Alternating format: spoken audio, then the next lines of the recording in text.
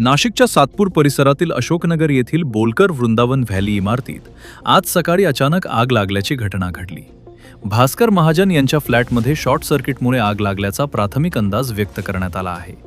आग लागताच रहिवाशांनी तात्काळ बाहेर धाव घेतली। स्थानिक नागरिकांनी आणि अग्निशामक दलानं तत्परता दाखवत आगीवर नियंत्रण मिळवलं। सुदैवानं कोणतीही जीवितहानी झाली नाही। मात्र या आगीत घरातील साहित्य आणि महत्त्वाची कागदपत्र जळून मोठं नुकसान झालं आहे। दरम्यान प्रशासनाकडून पंचनामा आणि पुढील तपास सुरू आहे।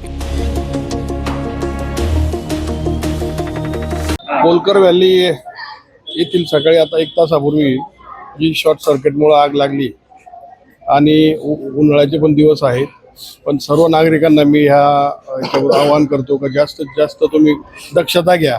प्रभागातील किंवा शहरातील सगळ्या नागरिकांनी दक्षता घ्या का आता तुम्ही इलेक्ट्रिकचं सगळ्या गोष्टींच्या नादी लागता येतं, पण आगीच्या नादी लागता येत नाही। आगीपासून सावध राहा। आमच्या बोलकर वृंदावन व्हॅलीमध्ये फ्लॅट नंबर 104 मध्ये सकाळी सुमारे 9:40 आग लागली। तर मला खालून काही आरोळ्यावर वगैरे आल्या, तर मी तसंच खाली आलो तर बघितलं तर पूर्ण आग होती।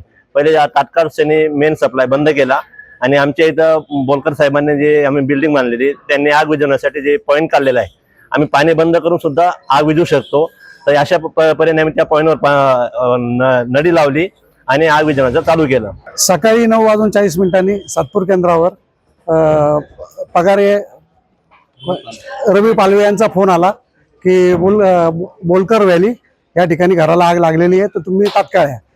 त्यानुसार आम्ही बोलकर व्हॅली अशोकनगर या ठिकाणी आलो, तर बेडरूमला आग लागलेली होती। त्यांचे महत्वाचे कागदपत्र, साड्या, कटलरीचं सामान, रोख स्वरूपातली रक्कम हे सर्व वस्तू जळालेल्या आहे। इलेक्ट्रिक सर्व जळालेलं आहे। जीवितहानी काही झालेली नाही आहे।